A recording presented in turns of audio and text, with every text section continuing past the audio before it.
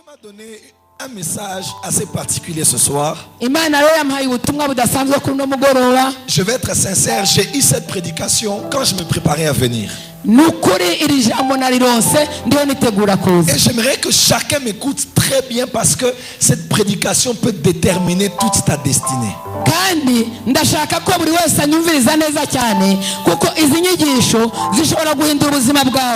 Est-ce que vous êtes prêts à écouter la parole de Dieu? Amen.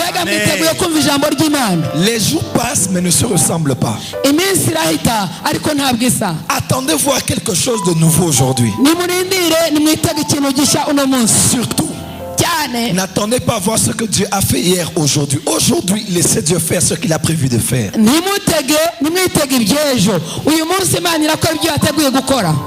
Est-ce qu'on peut dire Amen? Alors, prenez avec moi vos Bibles. Nous allons lire dans Exode chapitre 4, versets 22 à 26. Exode 4, 22 à 26.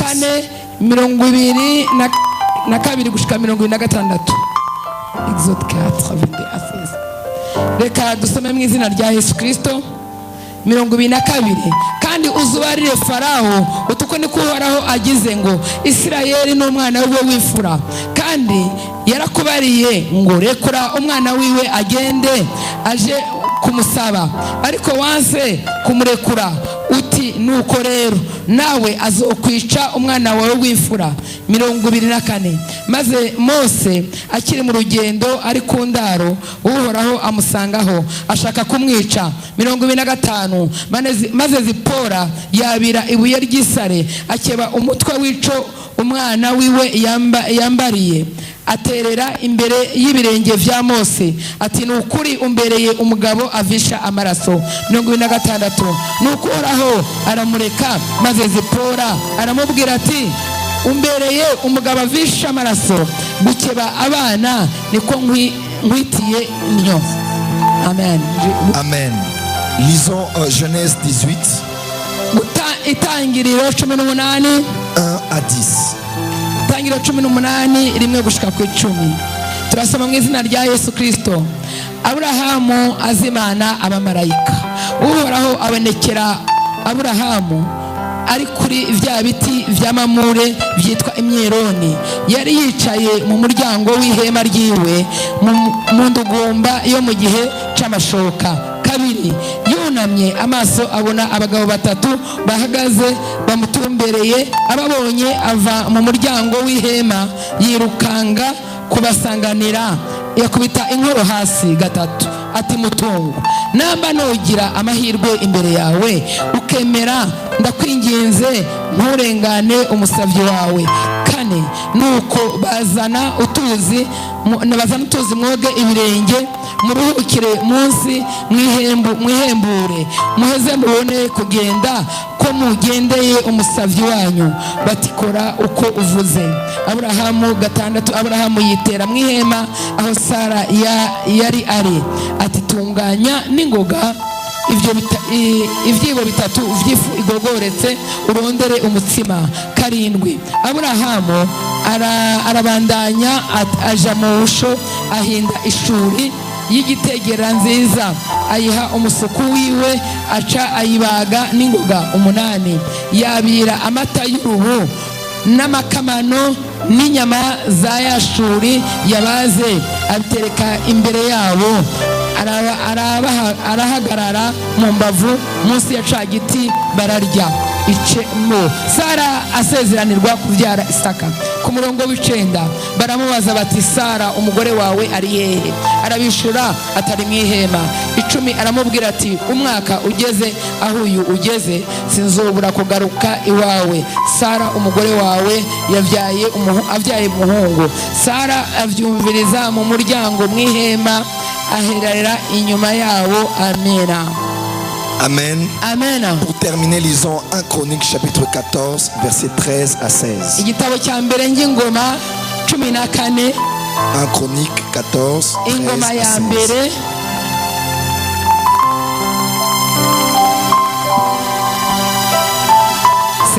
16 à combien? Chroniques 14, 13 à 16. 13 à 16. 13. Ingoma ya mbere 14 dore ku murongo wa 13. Bukeye abafilisitiya basubira gusagaza ubugira kabiri kuri uwo mwonga nyene. Dawidi yongera gusiguza Imana, maze Imana iramwishura iti nduge ngo mubisanganize ariko mubaturuke inyuma, mubaserukire harabana n'ibiti byitwa imibaka. 15. Maze nimuva imirindi y'ingabo ihindira hejuru kuri iyo mibaka, uce ubatera, kuko jewe Imana nzoba nkwitangiye imbere gutera izo ngabo z'abafilisitiya. 16. Nuko Dawidi abigenza nk'uko Imana yamubariye, bakinagiza izo ngabo z'abafilisitiya uhereye i Gibeyoni ugashika i Gerezi. Amina. Acclamons très fort pour la parole de Dieu. Ce soir, j'aimerais prêcher sur le thème la sensibilité prophétique.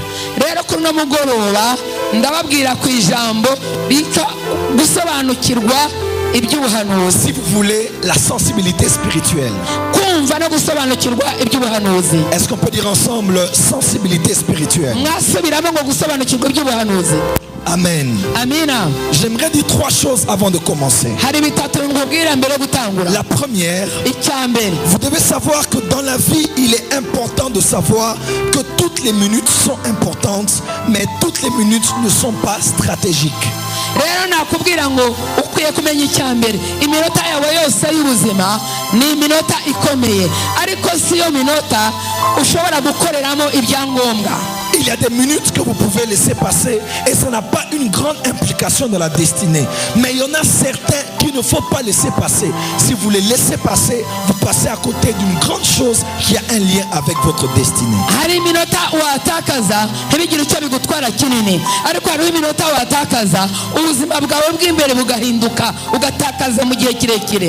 Il y a deuxièmement, il y a des instants qu'on appelle des instants du destin.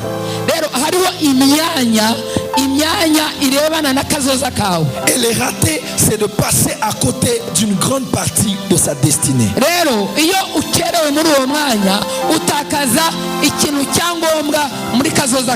Dieu peut s'être souvenu de toi, Dieu peut être venu même pour te visiter, mais si tu ne sais pas sentir qu'il est venu, tu peux passer à côté de la visitation divine.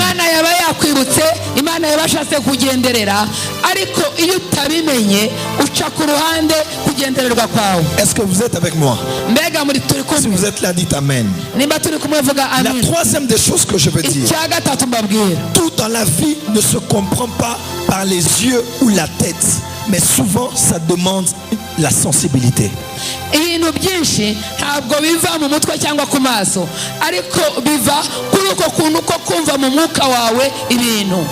Il y a un homme de Dieu qui est l'homme de Dieu le plus riche du monde. Il s'appelle Kenneth Copeland. Cet homme est un multimillionnaire. Et il n'a pas commencé à être extrêmement riche aujourd'hui. C'est depuis les années 70, je crois. Et il est devenu ce qu'il est, pas parce qu'il avait de très beaux projets d'affaires, mais parce qu'il avait réussi dans le test de la sensibilité spirituelle.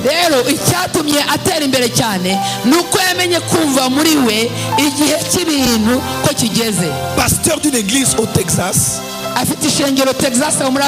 Pendant une certaine période, il a commencé à sentir le besoin d'acheter une grande propriété. Et il voulait bien le faire, mais comme il devait aussi en parler au comité, il a commencé à chercher des stratégies pour dire au comité de mettre l'argent de côté afin d'acheter cette propriété.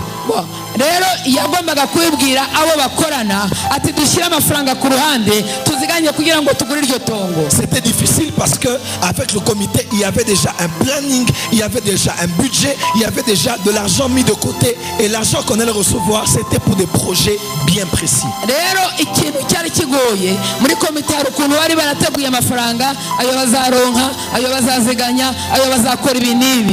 Mais il ne sait pas Il n'avait aucune vision.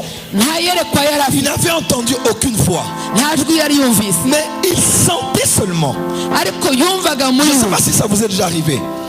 Tu ne sais pas, mais pendant une certaine période, tu sens qu'il y a quelque chose qui doit se faire et tu dois faire certaines choses pour cette chose-là.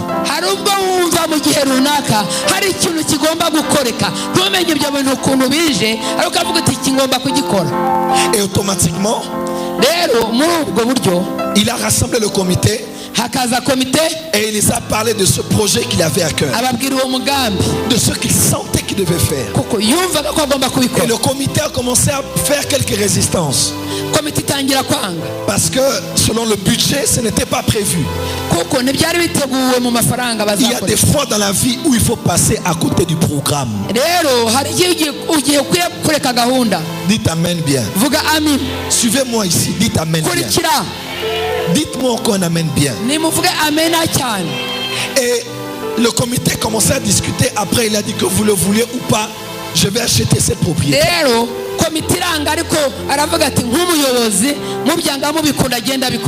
Et quand il a acheté cette propriété, le comité était encore résistant. Il ne savait pas ce qu'il allait en faire exactement. Mais vous savez ce qui s'est passé? Quelque temps après, étant propriétaire de toutes ces terres-là, après certaines prospections scientifiques, on s'est rendu compte que cette propriété contenait des puits de pétrole qui pouvaient aller au-delà de 100 ans.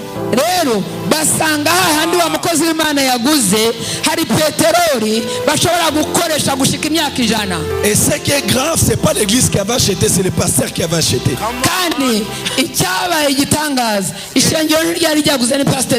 Des fois, quand on est leader, il faut aller au-delà de ce que les collaborateurs veulent. Cet homme a acheté une propriété sans savoir pourquoi. Mais il avait juste senti. Et il a posé un acte. Et aujourd'hui, c'est un multimillionnaire. Il a lui-même une grande propriété qui a une piste d'atterrissage. Il a une compagnie aérienne. Il a ses avions.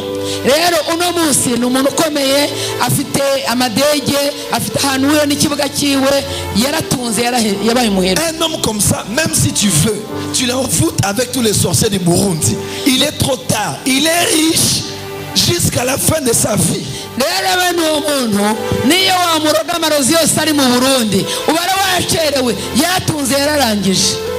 Dites à votre voisin sensibilité spirituelle. Non, dites à votre voisin sensibilité spirituelle. Un jeune garçon un jour, il avait étudié comment être boulanger. Il n'avait pas de travail. Un jour il s'est levé. Il a senti qu'il devait sortir. Il s'est lavé, il s'est habillé et il est allé en ville. Et pendant qu'il allait en ville, il passait devant une avenue. Et dans cette avenue, il y avait une pâtisserie. Et avant qu'il ne passe par là, il y avait le patron qui se fâchait avec son boulanger.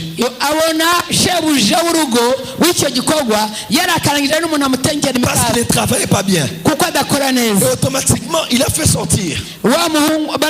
Et il était devant avec lui. Il a dit, allez, toi, sors.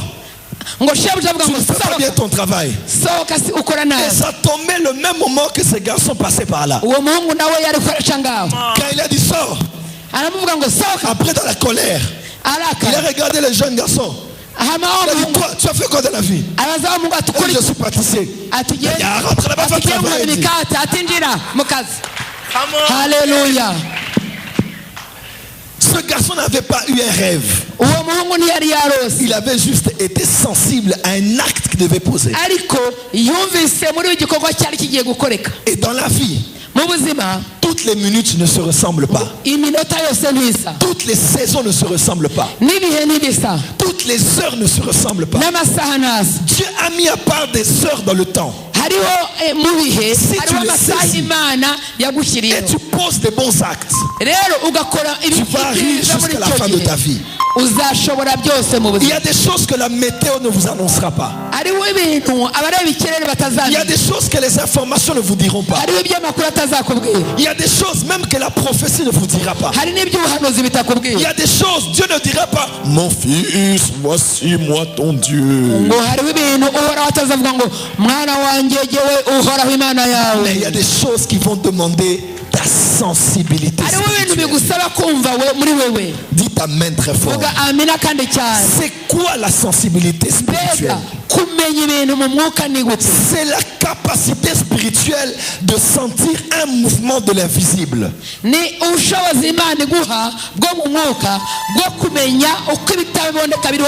Tout en sachant l'acte à poser, soit pour faire ou ne pas faire quelque chose, en vue de créer une réaction qui aura des effets dans le visible.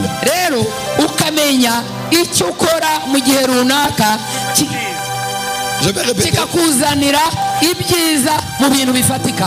La capacité, la sensibilité spirituelle, c'est une capacité spirituelle de sentir un mouvement dans l'invisible,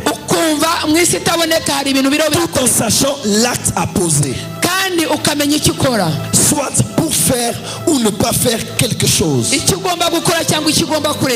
en vue de créer une réaction qui aura des effets dans le visible. Oh my God. Alléluia. Est-ce que je peux répéter? La sensibilité spirituelle, c'est la capacité spirituelle de sentir un mouvement dans l'invisible,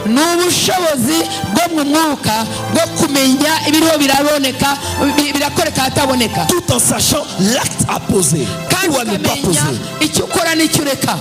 pour faire quelque chose en vue de créer une réaction qui aura des effets dans le visible.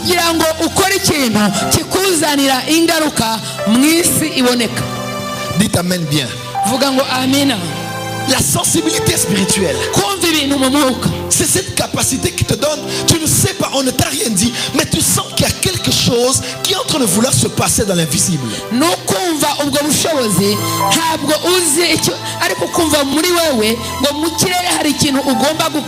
Mais ça te donne aussi l'intelligence de savoir ce que tu dois faire ou tu ne dois pas faire, pour que ce que tu fais ou ne fais pas puisse créer une réaction de l'invisible, mais qui aura les effets dans le visible.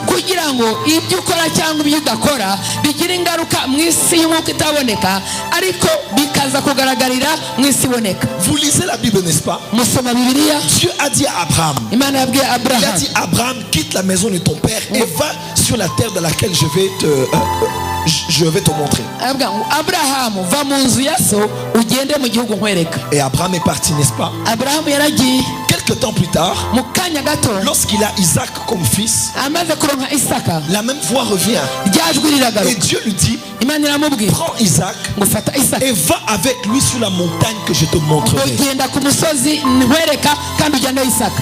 Et n'oubliez pas que dans la Bible c'était une chaîne de montagnes. Donc il y avait plusieurs montagnes.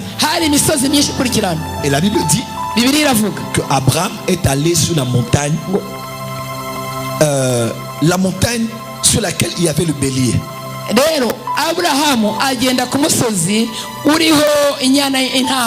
Mais si vous lisez bien la Bible, Dieu a dit à Abraham d'aller, il allait lui montrer la montagne, mais on n'a jamais dit là où Dieu l'avait dit: parmi toutes ces montagnes, voici la montagne.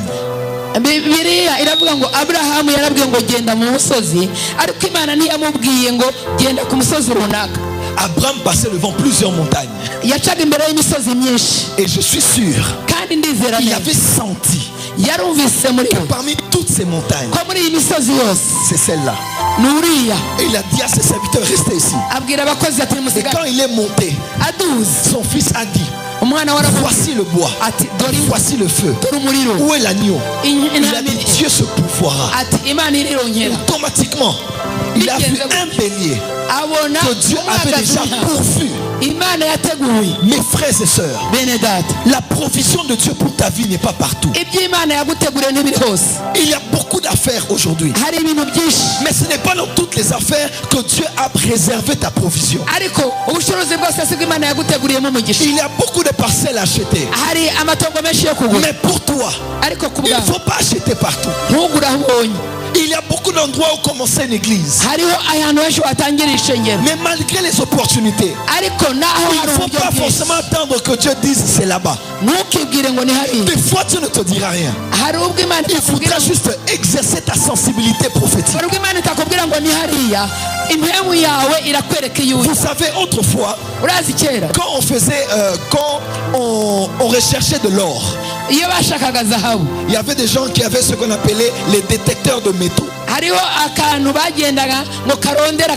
On pouvait passer ça sur du sable et il n'y a aucun bruit. On passe, il n'y a aucun bruit. Mais à peine on passe sur du sable sous laquelle il y a des métaux,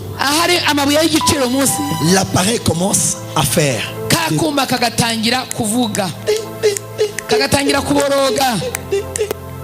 Tu n'as peut-être pas vu le fer. Tu n'as peut-être pas vu le métal. Il y a peut-être du sable. Mais l'appareil sent qu'il y a quelque chose en dessous. Dieu veut faire de toi un détecteur de métal. Alléluia. Il veut faire de toi un détecteur de millions. Il veut faire de toi un détecteur de milliards. Il veut faire de toi un détecteur de richesses. Et des fois, Dieu ne te dira pas commence l'affaire dans tel domaine. Mais ça va demander la sensibilité prophétique. Come on. Dites amen très fort. Et ce message, ce n'est pas pour les gens charnels, parce que les gens qui sont distraits dans la vie, ils laissent passer des mouvements qui se passent autour d'eux.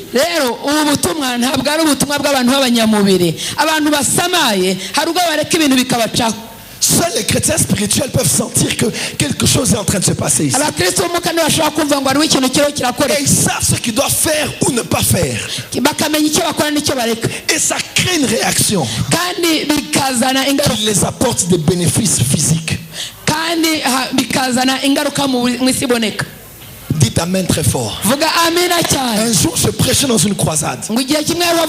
C'était dans un marché. Et je transpirais. Et j'ai commencé à faire signe derrière à quelqu'un pour lui dire que j'avais besoin du papier mouchoir. Et quelqu'un passait par là. Et il a pris son papier mouchoir. Il m'a tendu cela. À peine j'ai pris. Dieu m'a dit, il habite à Matadi. Il souffre de l'hémorroïde. Et sur le champ, il est en train d'être guéri. Et la personne, j'ai dit, tu habites à Matadi? Il a dit oui. Tu souffres de l'hémorroïde? Il a dit oui. Et il a été guéri instantanément. Mes frères et sœurs, tout le monde a vu des papiers mouchoirs, mais ce n'est pas tout le monde qui était guéri. C'est une question de sensibilité prophétique. Dis très fort amen bien. Dis très fort amen bien. Jésus passait par là. Tout le monde savait que Jésus passait par là. Tout le monde avait des problèmes. Mais cette femme, 12 ans de perte de sang, elle était assise à la maison. Elle ne sait pas. On ne l'a pas prêché. On ne l'a pas exhorté. Personne n'est passé à la télévision. Elle n'a pas suivi la radio. Elle a seulement entendu. Et elle a senti. Elle a senti qu'il y a un mouvement dans l'invisible. Il y a quelque chose qui veut se matérialiser. Mais il faut qu'elle pose un acte. On ne l'a jamais prêché ça. On ne l'a jamais enseigné ça. La sensibilité t'enseigne toi-même. Des choses que tu n'apprends pas à la théologie. Alléluia. Elle a senti que le salut était quelque part. Elle a dit si je fais et je le touche, je serai guéri. La sensibilité te fait poser les actes qui n'existent pas. La sensibilité peut briser le protocole. Cette femme l'a saigné, elle saignait. Et dans la loi juive, ce n'est pas une femme qui saigne qui peut se présenter devant les gens parce qu'elle va souiller tout le monde. Mais la sensibilité brise la loi. La sensibilité brise le programme. La sensibilité brise le protocole. Cette femme s'est levée. Elle a dit, même si la loi a dit, même si il y a la foule, même si il y a la ceinture de sécurité de Pierre et des autres, je sens qu'aujourd'hui c'est mon année. Je sens qu'il n'y aura plus de 13e année. Cette femme a senti que la 12e année est la dernière. Elle a dit non. Ça a duré 12 ans, mais c'est la dernière année. Elle est partie. Elle s'est faufilée. On l'a bousculée. Elle s'est faufilée. La loi avait dit, mais elle s'est faufilée. La loi avait interdit, mais elle s'est faufilée. Quand elle est passée, Alléluia. Elle a touché Jésus sur le pan de sa robe. Alléluia. Jésus a senti. Si tu sais sentir, tu feras sentir Dieu. Les hommes sensibles savent rendre Dieu sensible. Dieu ne comprendra pas. Il sera en train de penser au Soudan. Il sera en train de penser aux États-Unis. Il sera en train de penser au pape en Italie. Mais subitement Dieu va sentir qu'il y a quelqu'un qui est en train d'attirer son attention. Alléluia. Les hommes sensibles savent rendre Dieu sensible. Et Jésus a dit, il y a une force qui est sortie de moi. Maître, tout le monde t'a touché. La foule peut te mentir, mon frère. On peut tous être de la foule, mais ne pas tous être de la foule. Il faut être sensible. Quand on vient dans de telles rencontres, qu'on est dans une telle saison, sentir qu'est-ce qui se passe dans l'invisible. Et laisse-moi te dire, tu peux prendre quelque chose de Jésus qui n'a pas eu comme programme de te donner. Parce que Jésus, il n'était pas allé pour cette femme. Il allait ressusciter la fille de Jairus. Même si tu n'es pas dans le programme de Dieu, mais ta sensibilité peut prendre. Même si tu n'as pas prévu de te bénir aujourd'hui, de te guérir aujourd'hui, le Saint-Esprit peut te donner une fuite. Come on, yes. Et tu ne sais pas. Tu sens seulement. Mais j'ai prêché tous ces jours, mais je n'avais pas de prédication du soir. Je disais, Saint-Esprit, je vais prêcher quoi? Et à peine habillé, je vais sortir. Je dis au prophète Jimmy, le Saint-Esprit est en train de me télécharger de la tête une prédication qui s'appelle la sensibilité prophétique.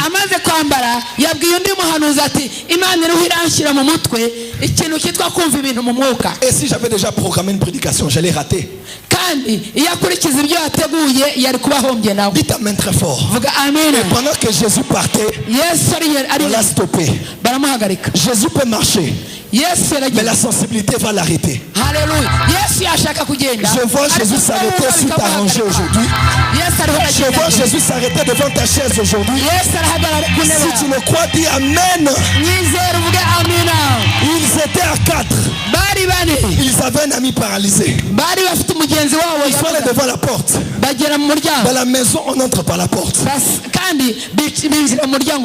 Mais la porte était déjà remplie. Ils ont dit, mais qu'est-ce qu'on va faire? Ils ont commencé à sentir qu'il fallait faire parachuter leur ami. Alléluia. Papa. Ils ont senti qu'ils devaient faire quelque chose de non conventionnel. Vous savez, des fois dans de tels services, J'aime toujours dire au protocole. Quand je sens que quelqu'un veut venir, souvent laisse-le. Parce que tu ne sais pas qu'est-ce qu'il a senti de venir toucher l'homme de Dieu. Parce que c'est peut-être pas quand je vais prêcher, quand je vais prier. C'est peut-être pendant ces minutes-là, il sent que c'est maintenant que je dois aller et il est guéri.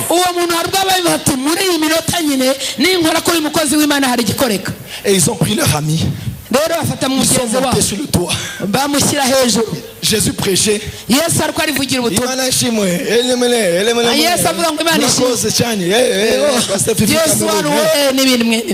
il a seulement entendu.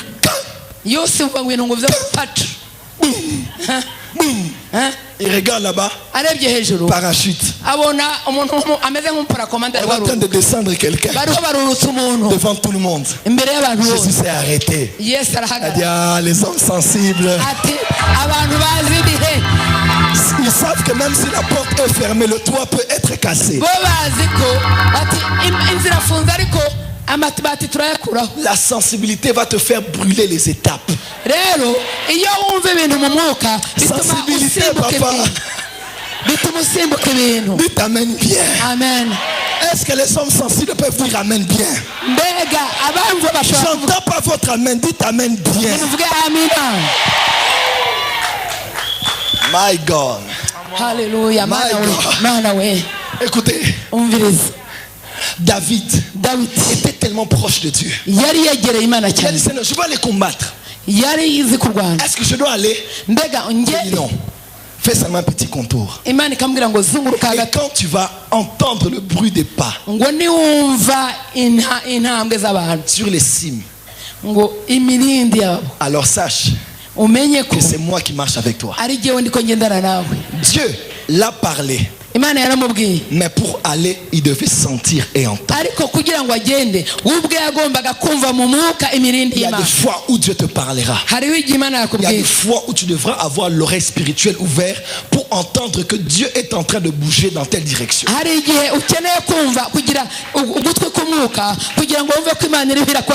L'année passée, j'étais au pays. Et Dieu m'a dit, tu vas aller en prière. Beaucoup de Dieu m'ont confirmé cela. Mais je n'avais pas encore le lieu où je devais aller. Parce que Dieu m'avait dit, pendant 6 mois, tu vas partir. Seigneur, j'ai un ministère. Et pour être sincère, mes ressources financières sont dans le travail que je fais dans la ville. J'ai dit, je vais t'obéir, Seigneur. Et je priais. Je n'ai pas entendu une voix. Mais j'ai senti que je devais aller à Kigali. Alors que nos deux pays avaient des problèmes. Et je peux risquer toute ma carrière parce que certaines personnes peuvent me créer des problèmes politiques. Mais il y a des choses. Quand tu sais être sensible au mouvement de Dieu, tu ne travailles pas dans la tête. Tu ne travailles pas dans ce que les analystes disent. Tu sens les pas de Dieu aller dans une direction. Et je dis à un homme de Dieu, je vais là-bas. Il a même eu peur, je crois. Je vais aller là-bas, je vais faire quoi? Je vais seulement aller prier. Pas de programme, rien, je vais seulement partir. Et le dimanche, avant que je parte, j'étais avec un homme de Dieu dans un bureau. Et un prophète qui venait dans l'Angola m'a dit, il a dit, homme de Dieu, tu es en train d'aller en prière quelque part. Mais Dieu dit, là où tu pars, tu vas aller prêcher. Dans mon cœur, j'ai de regarder les autres prophètes ici. Moi, je laisse la prédication, je suis en train d'aller chercher Dieu, lui me parle encore de prêcher.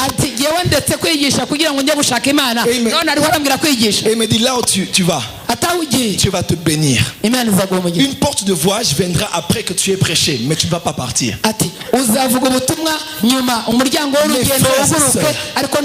J'ai plié mes bagages. J'ai senti le pas de Dieu. J'ai pris l'avion. Je suis arrivé à Goma. Goma Gisenyi. La famille qui me reçoit me dit que l'apôtre Gitwaza est dans la ville et que je devais le faire signe. On a parlé avec lui, mais j'avais tellement sommeil que je me suis endormi. Je ne suis même plus allé au séminaire. Je suis allé à Kigali. Lui aussi il est venu après. Et je suis allé le voir. Il m'a dit: tu as bien fait de venir. J'ai dit: ah papa, qu'est-ce qu'il y a? Il a dit: j'ai une grande convention qui commence dimanche soir. Et d'ailleurs Bishop Tudor Bismarck, qui est un grand orateur, devait être des nôtres. Mais il ne vient pas. Et Dieu m'a parlé. Il a appelé la secrétaire. Il a donné le programme.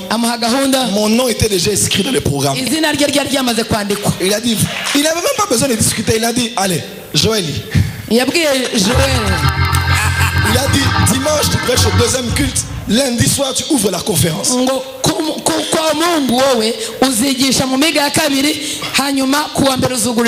tête a commencé à travailler. J'ai dit: ah Seigneur, on est vendredi, dimanche je prêche. Seigneur, j'ai peur de t'attrisser, parce que je ne suis pas venu prêcher ici. Je suis venu chercher ta face. Mais Dieu s'en fout. Dieu, il est souverain. Il fait de ses serviteurs ce qu'il veut, quand il veut, comme il veut. Et le samedi, j'ai pensé à la prophétie. Et je dis: je vais aller prêcher. Et Dieu seul sait ce qu'il avait fait. Dimanche et lundi. Et Dieu m'a ouvert des portes. Et à peine accompli, l'apôtre m'appelle et dit: tu vas à Bruxelles. Il prend mon passeport. Il dit: allez, tu vas me remplacer là-bas, tu vas aller prêcher. Mais j'ai commencé à penser à la prophétie de l'homme de Dieu. Il m'avait dit: là où tu iras, tu prêcheras, une porte s'ouvrira, mais tu ne partiras pas. On a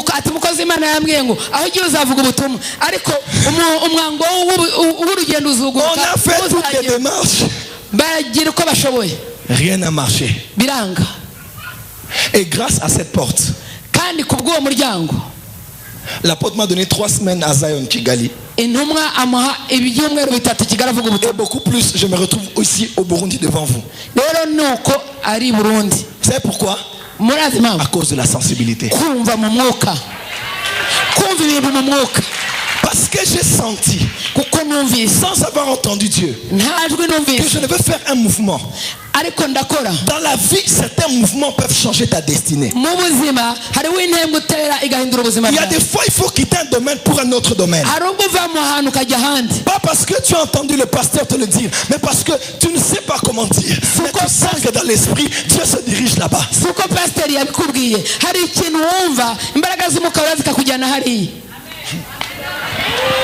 Alléluia.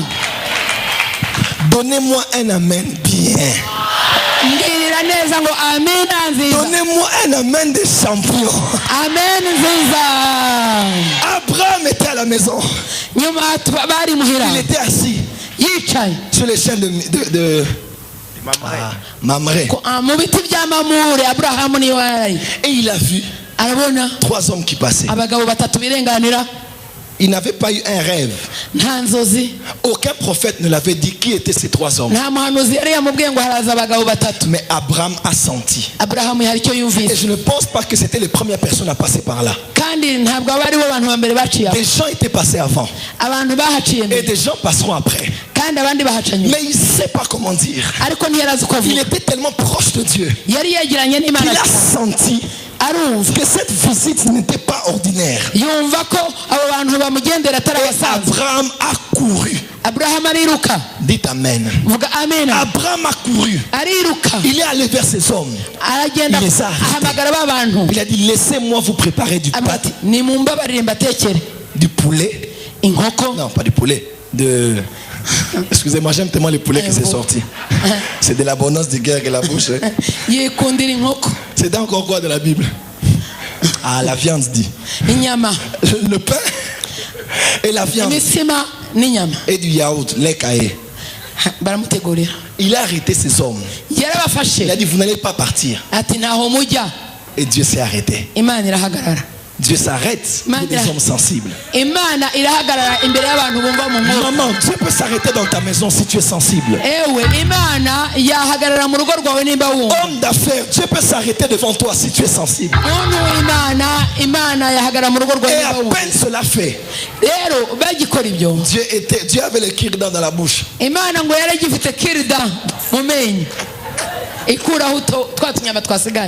Abraham, les cahiers. Où est Sarah, ta femme?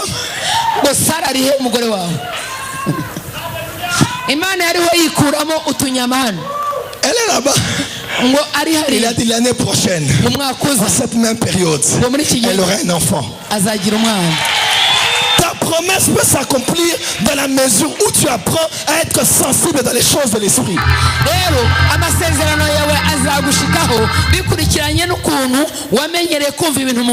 Des fois, juste l'hospitalité peut changer ta vie. Dans la vie, ne méprise personne. Parce que tu ne sais pas qui sera qui demain. On ne s'attache pas seulement aux gens parce qu'ils ont l'argent. Mais on s'attache aux gens parce qu'ils ont un futur. Ma soeur, même si ce frère qui te fait la cour n'a pas encore un bon travail, si tu as la sensibilité prophétique, tu sauras que c'est le futur président de ce pays.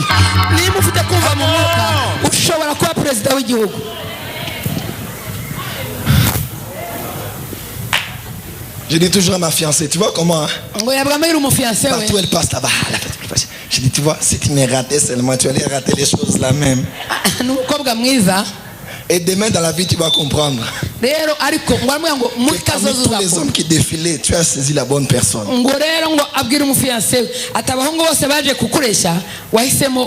Dites Amen bien.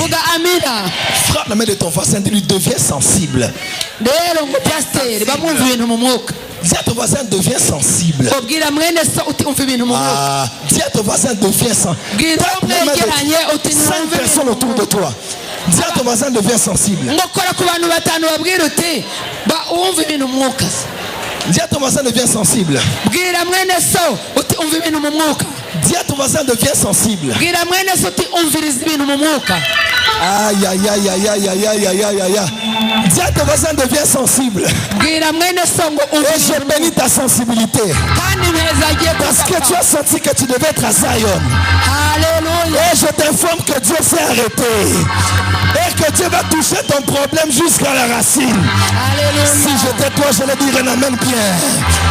Si j'étais toi, je le dirais yes. Si j'étais toi, je le dirais yes. Si j'étais toi, je le dirais comment. Dites amen bien. Dans la vie, souvent tout est question de sensibilité. J'étais dans l'église d'un pasteur et il avait beaucoup prêché pendant 30 jours. Et Dieu m'a dit, bon en fait il m'avait demandé de faire un appel.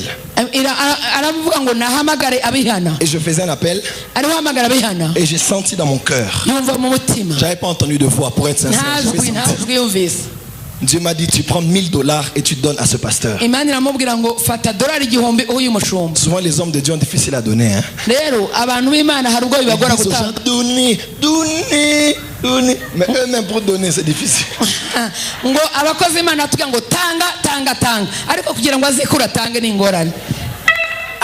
J'ai dit Seigneur, j'avais aussi besoin de l'argent. $1000. Et j'ai dit, mon ami, je vais te donner ça. J'ai pris l'argent, je l'ai donné. Mercredi ou jeudi matin, un couple était en train de m'appeler après seulement le lundi là, il m'appelait. Et il vit en Afrique du Sud. C'est quelqu'un qui est dans le diamant. Cet homme, il me cherche. Je dis, moi j'aime pas trop ces choses là. Et je dis, bon, ok, je vais te recevoir. Il est venu à la maison, je crois, jeudi matin. Il est venu. Il m'a dit, prophète, j'ai fait une grosse affaire en Afrique du Sud. Et j'ai pris ma dîme, j'ai mis à côté. J'avais prévu de donner ça à un pasteur, bon je tais le nom, à donner à un pasteur de telle église. Mais on m'a dit qu'il a voyagé. Et j'ai senti dans mon cœur de ne pas attendre que le pasteur revienne.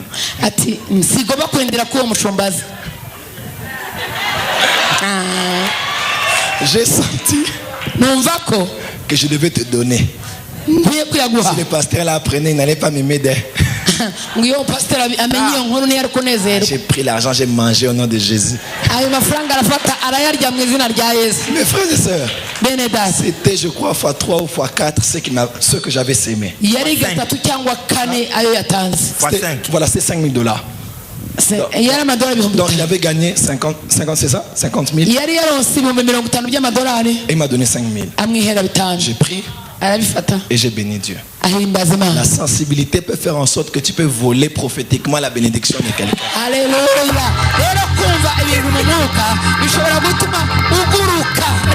Je n'encourage pas aux femmes de faire ça. Mais je crois que la maman de Jacob avait senti qu'il fallait même faire une combine, mais ce n'est pas Esaü qui devait avoir la bénédiction.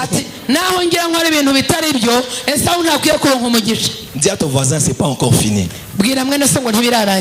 Le samedi, je vais voir une femme.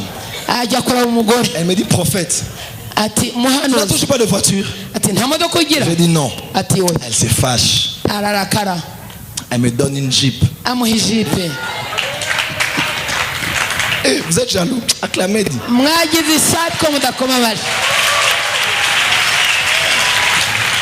Un jour, on était dans une réunion. Et Dieu m'a dit, tu vas...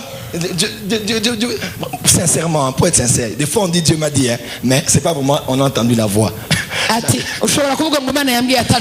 J'avais senti que je devais emmener les gens dans la louange et dans la danse. Donc on allait danser comme David.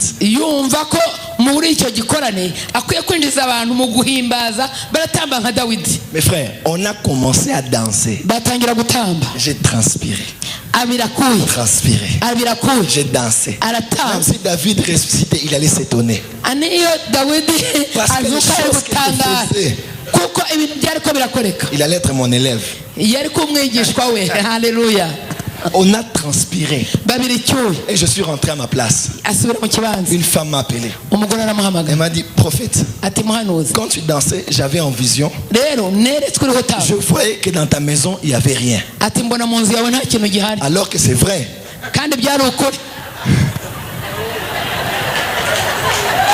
Dans ma maison, si tu dis Amen, ça va faire l'écho. Amen.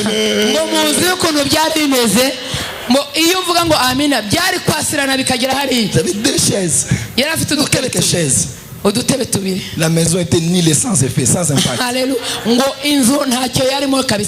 Elle m'a dit, homme de Dieu. Dieu m'a dit, la maison est vide. Elle n'est jamais venue chez moi. Dieu m'a dit de meubler toute ta maison. J'ai dit à maman Tikabagé. Tikabagé, maman.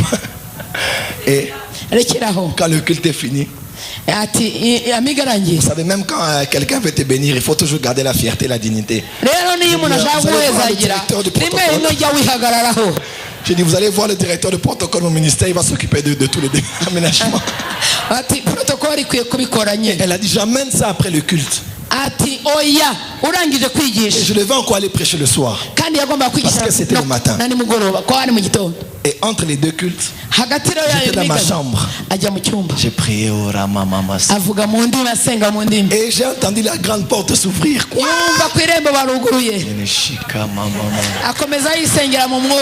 J'entendais des choses qu'on était en train de faire descendre. Et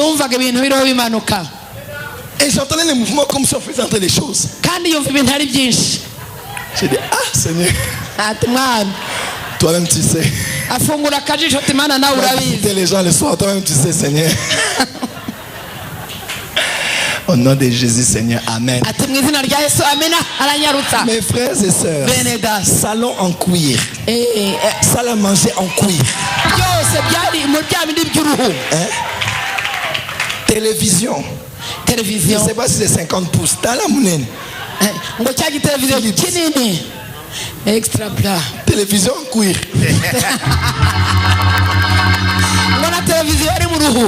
Une grosse table en bois massif.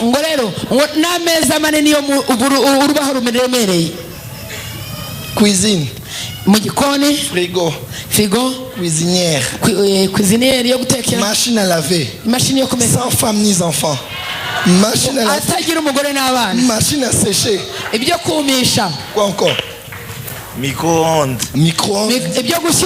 Chambre. Chambre maintenant. Grand lit sans femme ni enfant. Moi mais je tourne comme ça jusqu'au bout. Je tourne encore. Quand je touche à droite, iPad. Quand je touche à gauche, ordinateur. Quand je touche en haut, la Bible.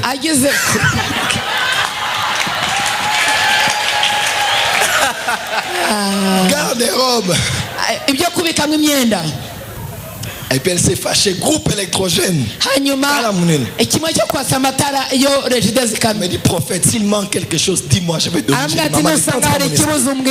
J'ai dit, maman, ne tente pas mon esprit. J'ai dit, maman, ne tente pas mon esprit. Parce qu'il m'a dit, si tu manques quelque chose, dis-moi. J'ai dit, c'est que je vais te demander, tu vas regretter. Ne tentez pas mon esprit, maman.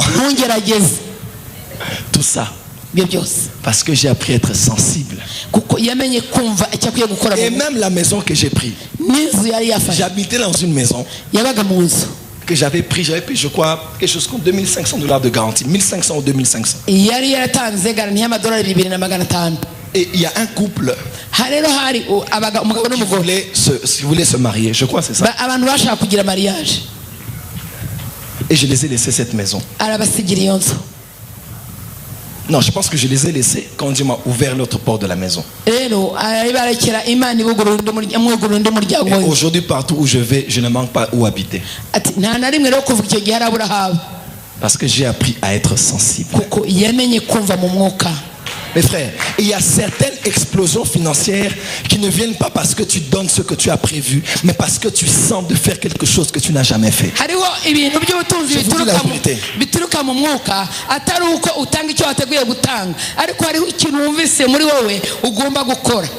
Il y a certaines guérisons qui ne viendront pas quand on va t'imposer les mains, mais quand tu vas poser l'acte que Dieu veut que tu poses, parce que tu as senti que c'est maintenant le moment de ma guérison.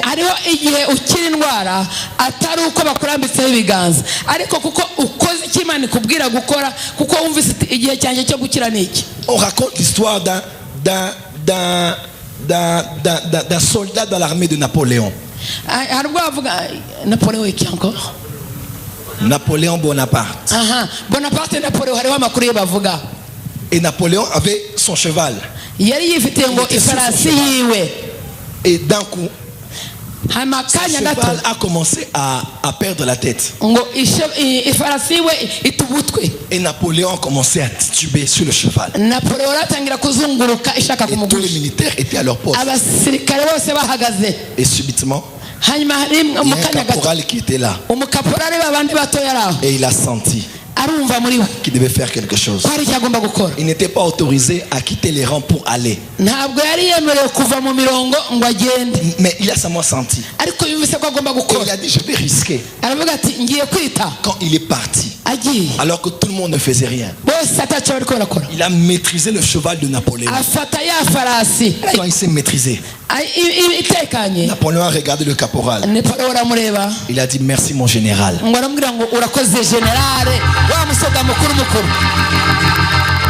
Alléluia. Et au même moment, il est passé de caporal à général. Frères et sœurs, soyez sensibles dans la vie. Je te vois quitter la pauvreté pour la richesse. Je te vois quitter la bassesse pour l'élévation. Je te vois quitter derrière pour devenir devant. Que Dieu te donne la sensibilité. Au nom de Jésus.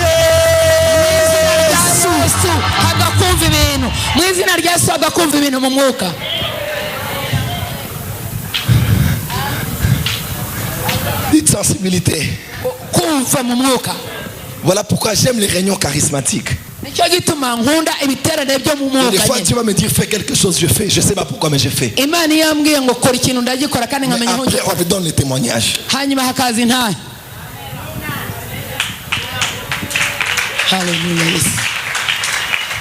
Je devais aller dans une réunion. Et quand je suivais le message, Dieu m'a mis à cœur, il m'a dit va seulement prendre les mouchoirs que cet homme-là s'essuie avec. Prends ça. Mes frères, la sensibilité peut te faire tuer l'hygiène. Bonne manière et l'hygiène ne me conseillera jamais de prendre la sueur de quelqu'un. Imyitwarire myiza n'uburere bwiza hamwe n'ibintu by'isuku ntabwo byatuma ufata umushwari undi mugabo yakoresheje ngo wisige icyuya. C'est mal propre kuko n'umwanda. Ce n'est pas hygiénique. Ntabwo bihuye n'iby'isuku. Selon les microbes, c'est pas bien. Mais la sensibilité, ça s'en fout des bonnes manières. Parce que des fois, il y a la minute du destin. Dieu ne dépend pas des mouchoirs. Dieu est souverain. Il pouvait guérir cet aveugle. Mais Jésus a fait, il a vraiment tiré les crachats qu'il y a dedans là-bas.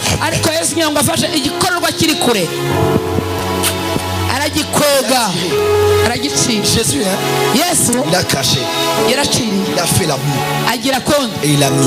La boue a eu l'onction de guérir cet homme. Mes frères et sœurs, j'ai pris le mouchoir. Le protocole voulait m'interdire. Et c'était un point de contact entre moi et l'onction que Dieu voulait augmenter. Des fois, Dieu n'est pas dans les grandes choses, mais dans les petits détails. Dans les petits détails. Dans les petits détails. Les petits détails peuvent faire toute la différence entre deux saisons de ta destinée. Une servante de Dieu, elle a reçu l'onction du Père du réveil au Congo. Elle s'appelle Tumba Shauma. Vous avez entendu parler d'Adina Bala? La personne à qui cet homme a légué l'onction, c'est une femme. La personne à qui cet homme a légué l'onction, c'est une femme. Quand il est arrivé à la fin de son ministère, cette jeune femme habitait chez lui à la maison. Adinabala s'est levé. Il a appelé Touma. Il s'est mis à genoux. Et il a dit Dieu m'a dit que tu dois prier pour moi. Elle a dit moi je vais prier pour mon père spirituel en l'imposant les mains. Elle dit, je peux jamais faire ça. Jamais je ne peux pas faire ça. Et l'homme de Dieu l'a dit tu vas prier pour moi. Elle a senti. Elle devait le faire. Et elle a posé les mains à son père spirituel. Elle a dit Seigneur, Dieu d'Alexandre Adinabala, toi qui l'as oint et qui l'as utilisé dans les nations, toi qui l'as donné cette grande onction, alors que je prie pour lui, tout ce que tu l'as donné comme onction, je prends ça. Automatiquement l'homme de Dieu il a levé la main. Il dit toi, qui t'a dit de prier comme ça? Elle a dit je prends ça. Et il a dit tu es une fille intelligente. Ce que tu as cherché tu l'as reçu. Alléluia. Et quelque temps après il est mort. Si c'était quelqu'un qui était distrait, elle allait dire Seigneur, brise ton serviteur. Enlève en lui les soucis de l'argent, Seigneur.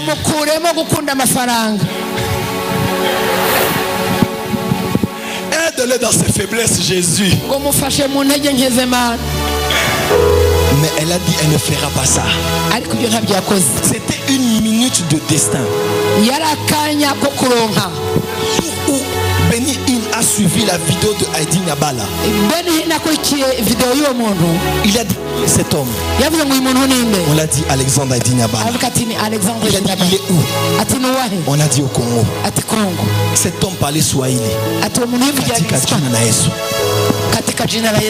Benny Hinn a dit Dieu est noir. Et la langue qu'il comprend c'est le Swahili. Parce qu'il ne pouvait pas comprendre comment Dieu pouvait utiliser quelqu'un puissamment à ce niveau. Un jour, on a mené à Heidi Nabala un enfant, une femme qui était enceinte. Elle était la femme d'un soldat. Et elle était enceinte d'une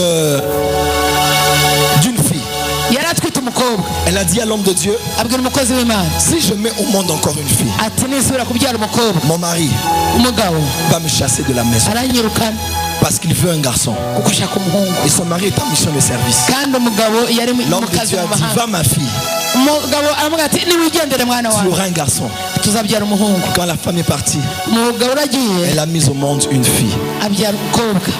Elle est allée chez l'homme de Dieu avec l'enfant. Elle a dit, si mon mari apprend ça, c'est foutu. L'homme de Dieu est en train de rire. Et elle a dit, donne-moi l'enfant. C'est un garçon, c'est une fille. Il a pris l'enfant. Il a levé vers les cieux. Il a dit Katika Jina na Yesu. Il a renvoyé l'enfant. A ouvert. C'est un garçon.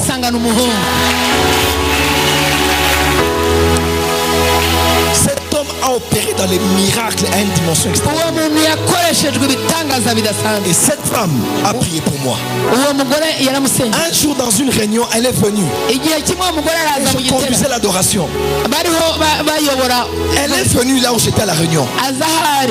Tout le monde s'étonne. On a dit, qu'est-ce que cette femme est venue faire ici?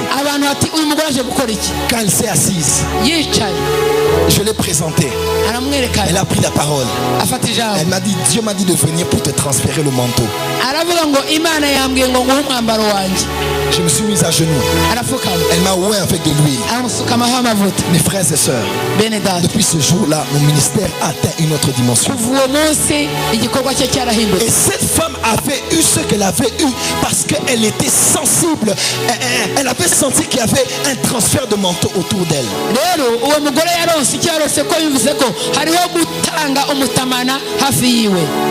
Je finis mon message en disant, ce jour n'est peut-être pas comme tous les jours. Si tu peux sentir ce qui se passe à l'invisible. On a lu dans la Bible la femme de Moïse, pendant qu'elle rentrait avec son mari, le Dieu qui appelait son mari voulait tuer son mari. Elle n'a jamais vu Dieu comme Moïse. Elle n'a jamais entendu la voix de Dieu. Mais elle a senti qu'elle devait couper. Elle devait circoncire son mari. Et à peine elle a fait, Dieu a laissé. Que Dieu donne à Zion et à ce pays des femmes sensibles. Des femmes qui savent quel acte poser pour sauver son foyer.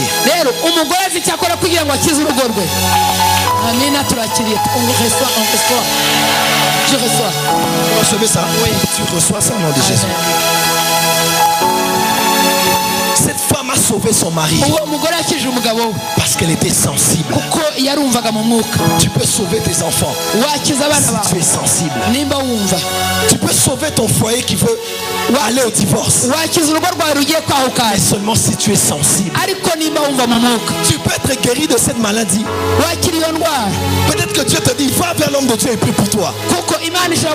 Mais souvent les gens regardent, les gens vont me voir, ils vont dire, il est en train de faire selon la prédication. Oui, la prédication est prêchée pour que tu fasses.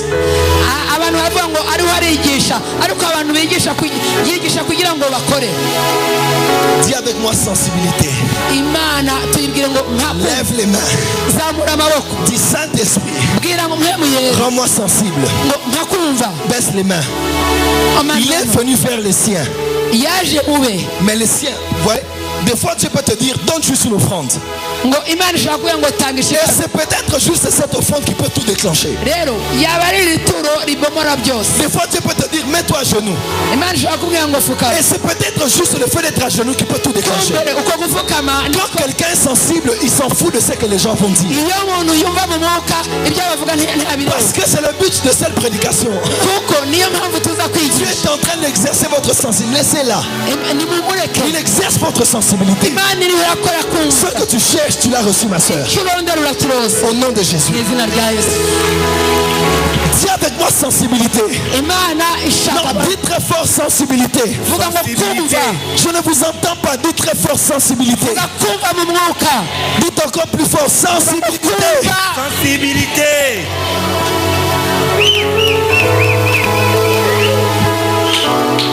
Des fois dans une réunion, Dieu peut seulement te dire commence à sauter, saute. Commence à crier, crie. Même quand ta femme ne comprend pas, crie. Dans la présence de Dieu, tout peut se passer. Et si tu considères trop ton titre et ce que tu es, tu peux rater quelque chose qui peut affecter toute ta vie. Les jours passent mais ne se ressemblent pas. Les jours passent mais ne se ressemblent pas, mes frères et sœurs. Ce culte ne reviendra pas deux fois. Dans l'histoire du Burundi, ce culte ne reviendra pas deux fois. C'est peut-être le culte de ton miracle. C'est peut-être la solution. C'est peut-être le culte de ta solution. C'est peut-être le culte de ton changement. Dieu est ici, mes frères et sœurs. Dieu est ici, mes frères et sœurs. Si tu veux être spectateur, tu vas rater.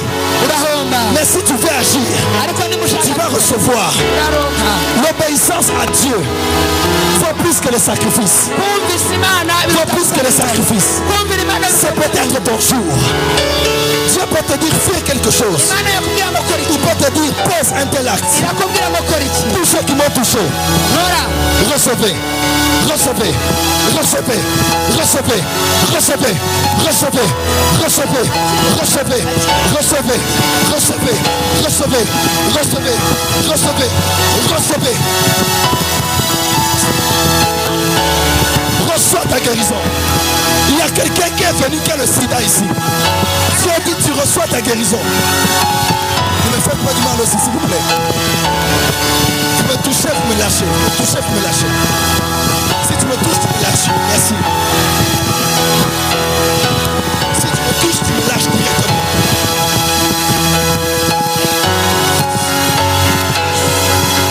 Vous recevez vos miracles maintenant. Je dis maintenant. Maintenant. Maintenant. Maintenant. Maintenant. Maintenant. Maintenant. Maintenant. Le sida disparaît. Le cancer disparaît. L'épilepsie disparaît. Au nom de Jésus. Vous me touchez, vous me laissez directement. Merci. Jesus name. In Jesus name. Tout l'honneur, prophète Jimmy. In Jesus name. Jésus. Au nom de Jésus. Attendez, attendez. Je prie pour cette femme. Elle souffre de quoi? De quoi? Levez les mains, commencez à prier. Tout le monde, levez les mains, commencez à prier. Ne soyez pas distrait. Hein? Ne soyez pas distrait.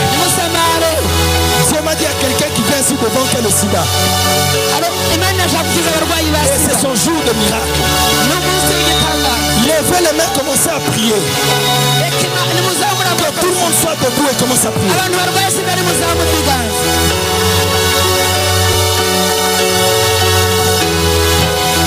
Commencez à prier. Que tout le monde soit debout, commencez à prier.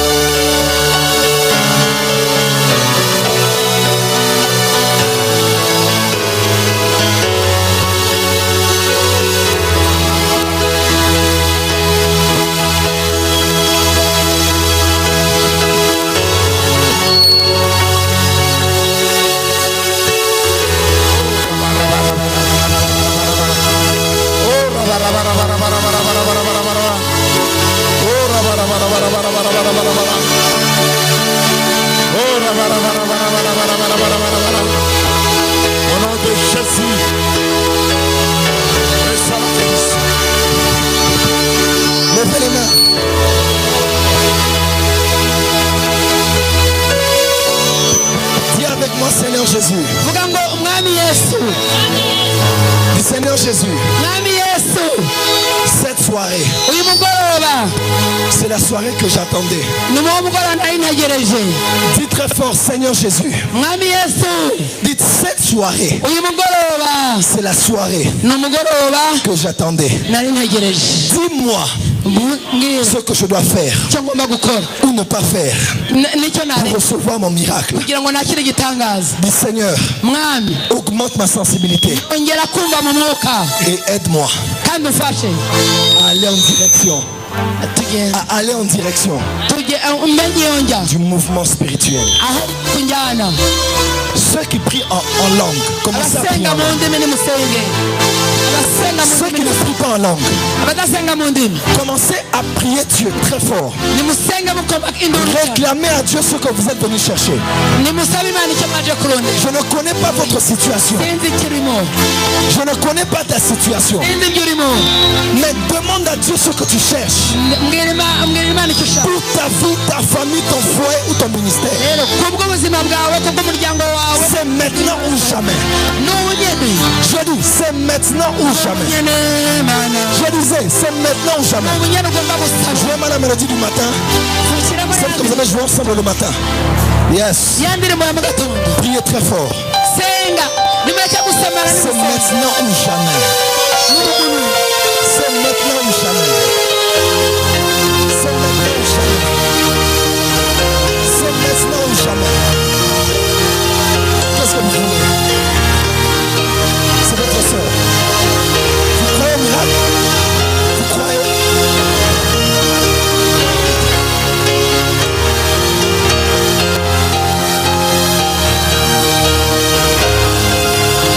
N'ayez pas peur. Ayez la foi. Femme, tu es libre aujourd'hui. Au nom de Jésus-Christ. Femme, tu es libre aujourd'hui. Au nom de Jésus. Donnez-moi ce foulard.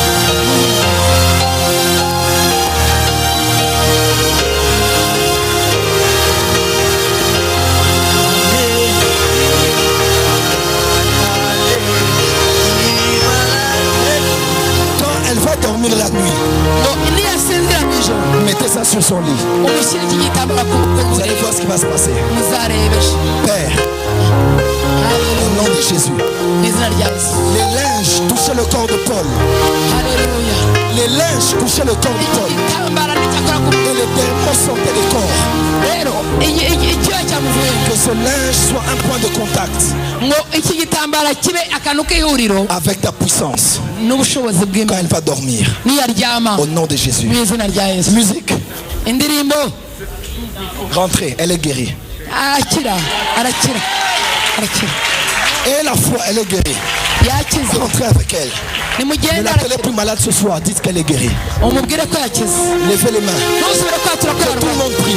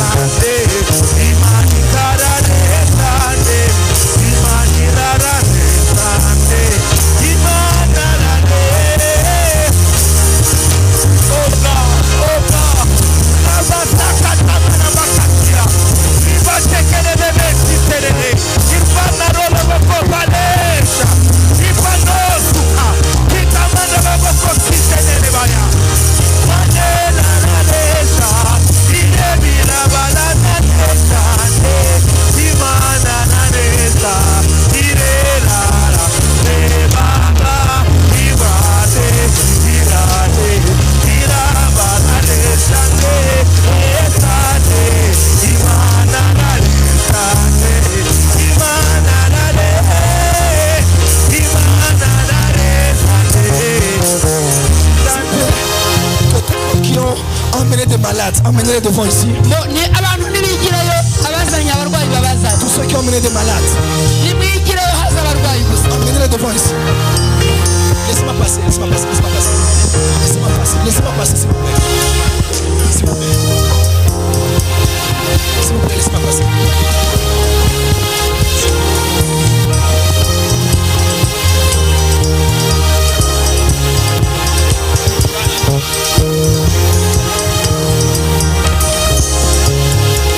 Tous ceux qui sont malades, ou qui ont des malades, avancez ici devant. S'il vous plaît, avancez. S'il vous plaît, avancez. Ne vous dérangez pas, ne vous dérangez pas. Ne soyez pas distrait aussi. Même vous qui n'êtes pas malade, ça peut se passer aussi. Ne soyez pas distrait. Levez les mains. Levez les mains. Vous tous qui êtes malades, bien, vous avez laissé des gens à la maison malades. Avancez avec eux. Joël Francis ne guérit pas, c'est Jésus qui guérit. Venez en s'attendant à lui. Et même si je ne vous touche pas, des miracles vont commencer seulement maintenant là dans la salle. Je vais prier en général. Et vous allez commencer à faire ce que vous n'avez jamais fait. Et je vous dis, le Dieu que je sers est vivant. Vous allez sentir un changement instantané là où vous êtes. Vous qui n'êtes pas malade, étendez les mains vers eux. Un peu de compassion, commencez à prier pour eux. Allez, tout le monde levez la voix et présentez à Dieu ce besoin de guérison dans vos corps. Et je vous assure que les témoignages vont commencer avant que je ne finisse ma prière. Levez la voix, commencez à prier. Allez, priez. Je ne vous entends pas. Priez. Tout le monde criait. Dans le temps de Bartimée. Mais Bartimée criait plus fort. Ce n'était pas la puissance de sa voix, c'était la puissance de sa foi. Priez. Priez. Ça va commencer. Je sens l'onction des miracles. Je sens l'onction des miracles. Si vous avez touché le prophète, laissez-le pour qu'il puisse aussi travailler. Si vous l'avez déjà touché, laissez-le s'il vous plaît. Levez les mains, priez. Vous allez voir les miracles qui vont commencer. L'onction des miracles est là. L'onction des miracles est là. Quel que soit le nom de ta maladie, il a reçu le nom au-dessus de tous les noms. Devant son nom, le diabète fléchit. Devant son nom, le sida fléchit. Devant son nom, la paralysie fléchit. Il est le même hier, ce soir et pour l'éternité. Jésus est dans la salle. Jésus est dans la salle. Il te touche. Il te guérit. Il te libère. Il te libère. Il te libère. Jésus te libère. Jésus te libère. Jésus guérit ton enfant. Jésus te guérit. Crois seulement. Crois seulement. Crois seulement. Je sens la joie. Je sens la joie. Je sens la joie. Les miracles ont commencé. Testez vos corps déjà. La maladie disparaît. Les kystes disparaissent. Jésus te guérit maintenant. Reçois ton miracle. Reçois ton miracle. Reçois ton miracle. Receive your miracle.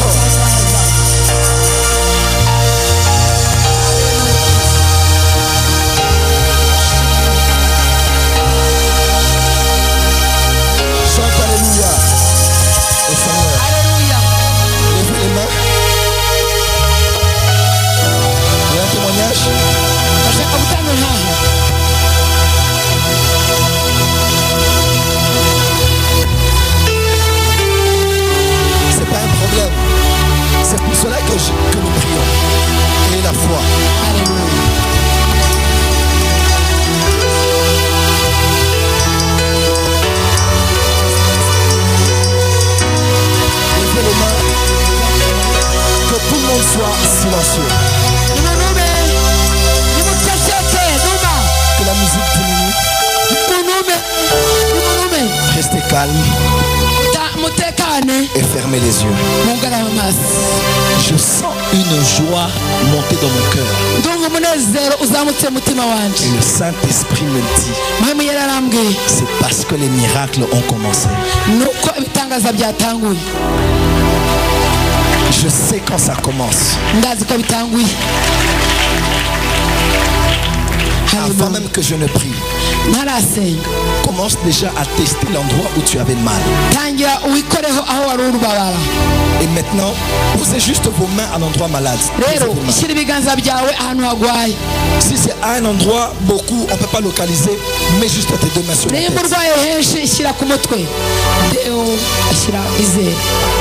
Joël Francis ne guérit pas, c'est Jésus qui guérit. Et il va le faire maintenant. Croyez. C'est maintenant ou jamais. C'est la minute de la destinée. C'est la soirée que tu attendais. Tout dépend de ta foi. Si tu peux toucher le pan de sa robe, tu seras guéri. Je vais prier pour vous. Père, au nom de Jésus-Christ, je prie maintenant pour cet homme et cette femme qui est venu malade, infirme. Certains sont venus représenter des membres de leur famille qui ne sont pas ici, mais qui sont là. Même des membres de la famille qui ne sont pas ici, qui sont dans un autre pays. Seigneur, regarde leur foi. Toi qui avais guéri le serviteur du centenier sans aller à la maison. Ta puissance ne tient pas compte de la distance.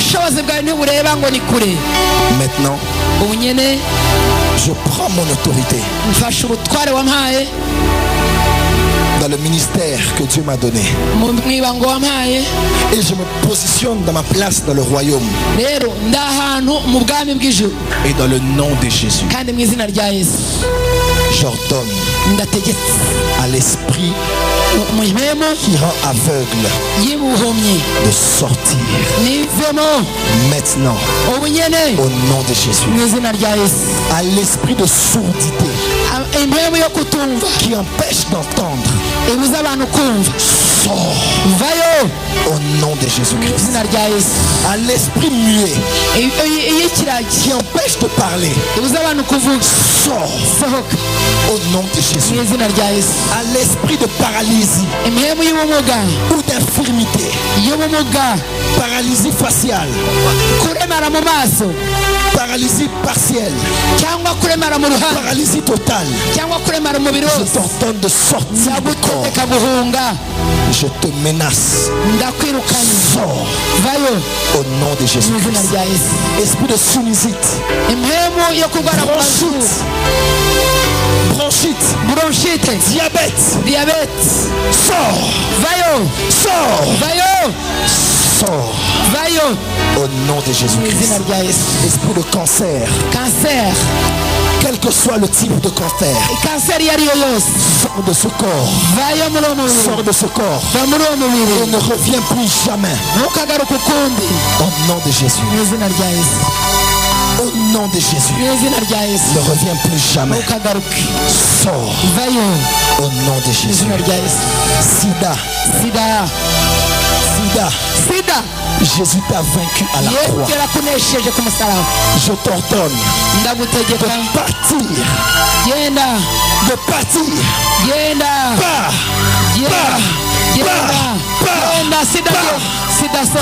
Sors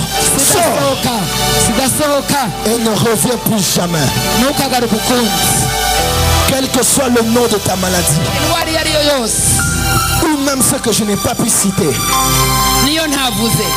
sache que maintenant,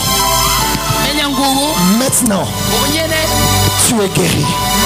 Amen. Maintenant, tu es guéri. Maintenant, tu es guéri. Maintenant, lève ta main. Commence à remercier Dieu parce que tu es guéri. Lève les mains.